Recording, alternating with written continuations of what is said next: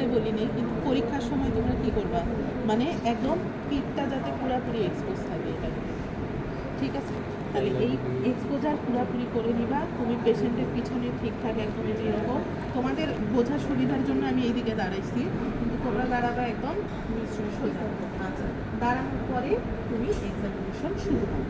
তাহলে কেন্দ্রে তুলে দিই। এখন দেখো, ব্যাক অফ দ্য চেস্ট এক্সামিনেশনেও কিন্তু ওই 4টাই পয়েন্ট: ইন্সপেকশন, পারভেশন, পারভাশন, অস্কালটেশন। তো ব্যাকে ইন্সপেকশনে আসলে দেখার খুব বেশি কিছু নাই। Shape of the chest, hair distribution, pigmentation, deformity, এগুলো ছাড়া ব্যাকে তুমি খুব বেশি কিছু ইন্সপেক্ট করতে আসলে পারবা না। তাহলে ব্যাকেও কিন্তু 3টা জায়গা থেকেই আমরা ইন্সপেকশন করবো। একটা হচ্ছে তুমি যেরকম বসে পড়ো, ঠিক আছে? বসে করে ইন্সপেক্ট করবা, তারপরে এই পাশ থেকে একবার করবা, তারপরে এই পাশ থেকে, ঠিক আছে? আর এদিকে সরে যেতে হবে। তাহলে ফ্রন্টেও আমরা 3টা লেভেলে ইন্সপেকশন করছি, ব্যাকেও 3টা লেভেল। এখন ব্যাক করার সময় জানি আবার রেসপিরেটরি রেট দেখো না, কারণ ব্যাকে কিন্তু রেসপিরেটরি রেট। তাহলে ব্যাক অফ দ্য চেস্টে ইন্সপেকশন গেল। এখন ব্যাক অফ দ্য চেস্ট পালপেশনে আমার তো আর পজিশন অফ দ্য ট্রাকিয়া বা পজিশন অফ দ্য এপেক্স পিট দেখার কোনো সুযোগ নেই। এখানে আমরা ওই যে পরের 2টা পয়েন্ট দেখব: total chest expansibility and bilateral symmetry. আরেকটা কি দেখবো বলো তো? Vocal fremitus. তাহলে টোটাল চেস্ট এক্সপেন্সিভ মানে বাইল্যাটারাল সিমেট্রিটা যদি আগে আমরা দেখি, কয়টা লেভেলে দেখবো? 3টা। এবং পেশেন্টকে কি বলতে হবে? জোরে শ্বাস, জোরে না, বড় করে শ্বাস। এখন কথা হচ্ছে যে ব্যাক অফ দ্য চেস্টে আসলে লাং এক্সপ্যানশন ওরকম হবে না, বিশেষ করে এপিকালের নিচে। এটা তুমি ইচ্ছা করেই ফিঙ্গারটা একটু কী করবে, বাবা বড় করে শ্বাস নেন তো, ঠিক আছে? শ্বাস নেন, শ্বাস নেন, এরকম করলেই যথেষ্ট। এটা হচ্ছে কি বলতো? Bilateral symmetry.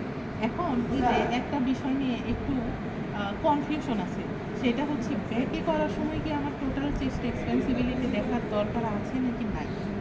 এটা এক স্যার এক একটা বলে যে ব্যাকে আসলে এক্সপেনশন ওরকম বোঝা যায় না। এই জন্য এর আগে হচ্ছে ওই যে তোমাদের ম্যাডাম ছিল, উনি কি তোমাদের ক্লাস পাইছে? ফারহানা ম্যাডাম ছিল যে মেজর, হ্যাঁ ফারহানা ম্যাডাম, উনি বলতো যে ব্যাকে পুরাটা না মাপলেও হবে। আবার স্যাররা অনেক সময় বলে যে ব্যাকেও টোটাল চেস্ট এক্সপেন্সিবিলিটি দেখতে হবে। তাহলে এইটা হচ্ছে ডিপেন্ড করে টিচারের উপর। তো দাও কি জানছো, ব্যাকেও ওই ফ্রন্টের মতো একইভাবেই মাপবে, শুধু মিড জোন অফ দ্য লাংসে অর্থাৎ নিপল বরাবর তুমি কী করবা? এক্সপেন্সিবিলিটি মেপে দেবে। ওকে বাবা?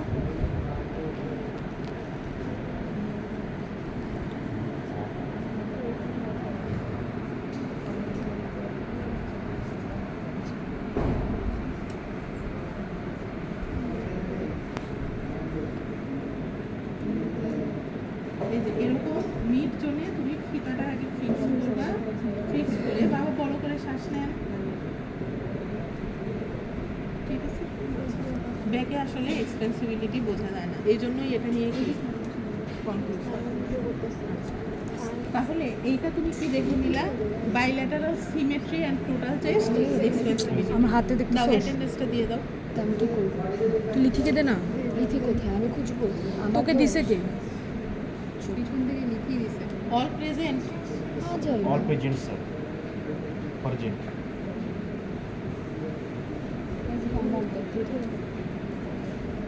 এত বেশি কথা বলার তো কিছু নেই ভাই। তোমার বিহেভিয়ার ঠিক, আমার বিহেভিয়ার ঠিকই আছে। বিহেভিয়ার ঠিক।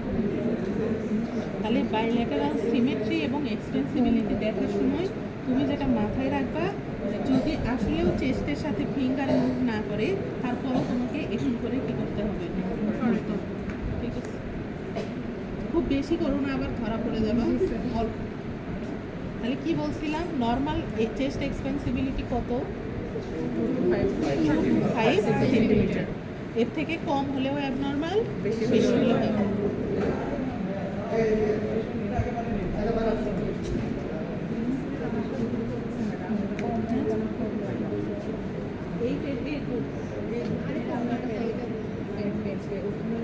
আপনি অ্যাটেন্ডেন্স নিয়ে বাংলা ফরেভার। দেখো এইটা তোমাদেরকে আমি বোধহয় থার্ড ইয়ারে শিখাইছিলাম যে এতক্ষণ পর্যন্ত হাত নর্মালি থাকবে, তারপরে যে এখন যখন আমি হাত ইয়ে করতে বলছি এইটা, কিন্তু লাস্ট পরীক্ষায় আমি যেটা দেখছি যে শুরুর থেকে শেষ পর্যন্ত হাত এরকম হয়ে আছে। এইটা হচ্ছে আসলে কি বলবো, এক্সামিনারের উপর ডিপেন্ড করে। তো তাহলে কি ইন্সপেকশনের পর পরই করে? ইন্সপেকশনের পর করো না, ইন্সপেকশনের আগে থেকেই একদম শুরুর থেকেই হাত কীরকম থাকবে এরকম। লাস্ট পরীক্ষায় আমি স্যারদেরকে এটা ফলো করতে দেখছি। তো হ্যাঁ, এটাই তো তখন প্রবলেম হয়ে যায়, বুঝলেন? মানে এইটা হচ্ছে কি, মানে পুরো এক্সামিনারের উপর ডিপেন্ড করে। তো তোমরা আপাতত এটাই ফলো করো যে শুরু থেকে শেষ পর্যন্ত হাত একেবারে এরকমই থাকবে, একদম ইন্সপেকশনের আগে থেকে লাস্ট পর্যন্ত। আমার শুরুতে বলতে মনে নেই, কারণ তোমাদেরকে আগে আমি এই যে এভাবে পড়াইছিলাম। তো কিন্তু এখন সিস্টেমটা কি হয়েছে, তুমি শুরুতেই হাত এরকম ক্রস করে নেওয়ার পরে তুমি ইন্সপেকশন শুরু করো, ঠিক আছে? তাহলে এখন দেখো আমি যদি শুরু করি, আচ্ছা কি শুরু করবো, ভোকাল ফ্রেমিটাস। তাহলে back of the chest examination করতেছি, এটা শুরু করতে হবে কোথায় থেকে, সুপ্রাক্ল্যাভিকুলার রিজিয়ন বা এপিক্যাল রিজিয়ন থেকে। এপিক্যাল রিজিয়ন এত ইম্পর্টেন্ট কেন, ফ্রন্টেও দেখতেছি ব্যাকেও দেখতেছি, এক্সপ্লেন করার apex of the lung, apex situation. Apex of the lung, তো কি সেই জায়গাটা এত ইম্পর্টেন্ট কেন? বাংলাদেশের common disease TB, TB apical জোনে বেশি হয়। তাহলে টিবি যেহেতু এপিক্যাল জোনে বেশি হয়, এই জন্য আমরা এপিক্যাল রিজিয়নটা ফ্রন্ট অফ দ্য চেস্ট করার সময় দেখি, ব্যাকেও দেখি। তাহলে এপিক্যাল রিজিয়ন বাদ দেওয়া যাবে না। তাহলে তুমি 3-3 কীভাবে, মানে ভোকাল ফ্রেমিটাস কীভাবে দেখবা? বাবা বলেন 3-3, 3-3, ঠিক আছে? এখন আসো ব্যাকে, তোমাদেরকে আগে আমি কি শিখাইছিলাম সেটা ভুলে যাও। এখন যেটা, হ্যাঁ, 2টা লাইন, প্যারাভার্টিব্রাল আর ডরসাল। কিন্তু কয়বার করে, মানে প্যারাভার্টিব্রালে কয়টা, ডরসাল স্কেপুলার 3বার। ঠিক আছে, আগে মনে হয় আমি শিখাইছিলাম 4বার 3বার, এরকম দরকার নাই, 3বার 3বার বলতে আমি কি বুঝাইছি, প্যারাভার্টিব্রাল লাইনে তুমি দেখবা 4, 5, 6, ডরসাল স্ক্যাপুলারে দেখবা 7, 8, 9। একদম সহজ যেটা হিসাব সেটা। প্যারাভার্টিব্রালে কি কি দেখবো, 4, 5, 6, আর ডরসাল স্ক্যাপুলারে কি 7, 8, 9। 7, 8। এখন বলো প্যারাভার্টিব্রাল লাইন কোনটা? মাঝখানে। ভার্টিব্রাল প্যারালালি, অর্থাৎ ভার্টিব্রাল একদম কাছেই যেটা, এটা হলো প্যারাভার্টিব্রাল। আর ডরসাল স্ক্যাপুলার কোনটা? স্ক্যাপুলার। স্ক্যাপুলার মিড পয়েন্ট বরাবর এই লাইনটা হচ্ছে কি ডরসাল স্ক্যাপুলার। এখন কি করবো বলো তো, আমি এখান থেকে শুরু করে নিলাম 3-3, 3-3। এরপরে স্পেসে আসার আগে আমার একটা কাজ করতে হবে। এই মাসলের নাম কি? ট্রাপিজিয়াস। ট্র্যাপিজিয়াস মাসল, তাই না? ট্র্যাপিজিয়াস মাসলেও আমরা কি দেখবো, ভোকাল ফ্রেমিটাস। কিন্তু এইখানে মাসল যেহেতু একটা ওয়াইড স্পেস, আমার এক জায়গায় দেখলে হবে না, 3 জায়গায় দেখতে হবে। Lateral, middle, medial. এই পাশের ল্যাটারাল, এই পাশের ল্যাটারাল, এই পাশের মিডিল, মিডিল, মিডিয়াল, মিডিল। তাহলে বাবা বলেন 3-3, 3-3, 3-3, 3-3, 3-3। তাহলে কি ফর্মুলাতে গেলাম, lateral, lateral, middle, middle, medial, medial. এখন আমি চলে আসবো স্পেসের হিসাবটাতে। প্যারাভার্টিব্রালে আমি শুরু করছি কোথায় থেকে, 4, 5, 6। এখানে সেকেন্ড থেকে শুরু করা সম্ভব না, কারণ ফ্রন্টের মতো এখানে কোনো ল্যান্ডমার্ক নাই যে তুমি সেকেন্ড ইন্টারকোস্টাল স্পেস থেকে শুরু করবে, বা ল্যান্ডমার্ক থাকলেও তোমার ফলো করার কোনো দরকার নেই। স্যাররা খালি দেখবে তুমি লাইন মেনটেন করতেছো। তাহলে প্যারাভার্টিব্রাল লাইনে 4 ইন্টারকোস্টাল স্পেসটা কোথায় থাকবে বলো তো, এরকম জায়গায় 4। তাহলে বাবা বলেন 3-3, 3-3, 3-3, 3-3, 3-3, 3-3। তাহলে কি কি গেল, 4, 5, 6।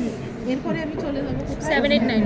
7, 8, 9। এটা হাতটা, হ্যাঁ, 3-3, 3-3, 3-3, 3-3, 3-3, ঠিক আছে? তাহলে তোমার মাথায় খালি রাখতে হবে যে উপরের 3টা করার সময় হাত রাখবো এরকম কাছাকাছি, আর নিচে করার সময় দূরে। ঠিক আছে, এখন হাত যেইভাবে রেখে তোমার জন্য সুবিধা হয়, তুমি ইচ্ছা করলে এইভাবে রাখাটা কষ্ট হয়ে যাচ্ছে না, এরকম করে রেখে, ঠিক আছে, এটার জন্য পাশ ফেল হবে না, তোমার যেইটা সুবিধা হবে যেইভাবে হাত রাখলে সুবিধা হবে। কিন্তু মনে রাখবা প্যারাভার্টিব্রাল মানেই পাশাপাশি, আর ডরসাল স্ক্যাপুলার মানে দূরে দূরে। স্যার এখানে ফোর্থ পেজ এটা নিচে হয়ে যেতে পারে স্যার। এটা আন্দাজ হবে। ঠিক আছে, এটার কোনো ল্যান্ডমার্ক নাই যে যেটা দিয়ে আমি তোমাকে বলবো যে স্পেসিফিক্যালি এটাই 40 মিটার বসে। এটা তোমার একটা আইডিয়া থাকতে হবে যে ফ্রন্টে ফোর্থ কোথায় থাকে, ওই বরাবর ব্যাকে ফোর্থটা কোথায় থাকে। ঠিক আছে, তাহলে এইটা কি গেল ভোকাল ফ্রেজ। এরপরে পারকাশন আর অসকালটেশন সেম যাবে। ঠিক আছে, তাহলে পারকাশন শুরু করবা কোথায় থেকে, ওই সুপ্রা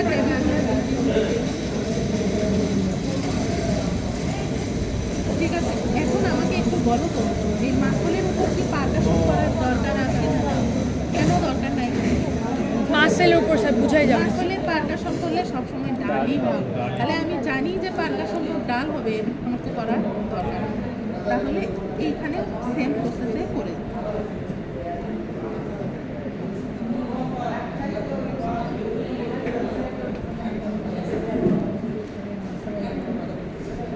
Same 4, 5, 6, sir.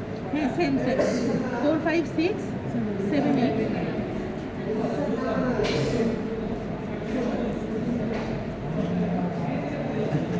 ব্যাকে পারকাস করা একটু কষ্ট না? জি স্যার। না ফ্রন্টে তুমি প্র্যাকটিস করলেই সুন্দর সাউন্ড হবে, কিন্তু ব্যাকে বিশেষ করে যে এরকম মানে একটু হেলদি পেশেন্ট হলে একেবারেই সাউন্ডটা করা যায় না। আর একটু যদি শুকনা পেশেন্ট হয় তাও স্পেসগুলো প্রমিনেন্ট থাকে, কিন্তু হেলদি পেশেন্টের সাউন্ড মানে পারকাশন নোটটাও তো সুন্দর হয় না। তো এইটার জন্য পাস ফেল ডিপেন্ড করবে না, বললামই তো স্যাররা খালি দেখবে যে তোমার লাইন মেনটেন হচ্ছে। তুমি পারকাশনের সাউন্ড হোক না হোক তুমি স্পেসগুলো মেনটেন করে করে যাও অসকালটেশন। এখন আসো অসকালটেশন কোথায় কোথায় করবো বলো? ওই সেম জায়গা। সেম, উপরে 3টা নিচে 3টা, এটা নিয়ে আর কাহিনী করার কিছু নাই। দাও, কিন্তু শুরু করবো কোথায় থেকে? সুপ্রাক্লাভিকুলার। এটা দেখবো কি দিয়ে? বেল দিয়ে। বেল ফাংশনিং আছে কিনা কিভাবে বুঝি? Tap দিয়ে। না, ফু দিয়ে। আর ডায়াফ্রাম বোঝা যায় হচ্ছে Tap। টোকা দিয়ে।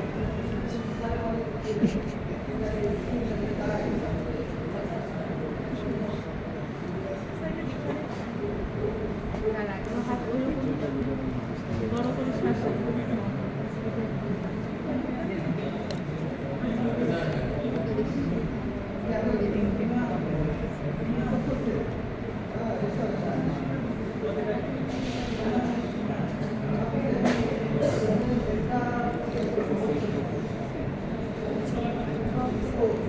তিন দিন বলতে হবে। না এখন শ্বাস। আবার ফ্রেন্ড যখন রেজোনেন্স দেখবে তখন আমাকে কিন্তু বেড সাউন্ড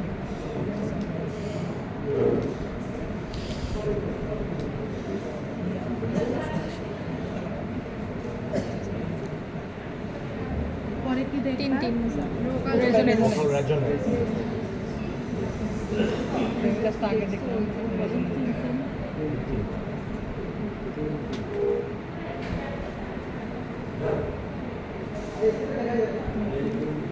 নিউমোনিয়া কি পাওয়া যাবে বল? কনসালটেশন।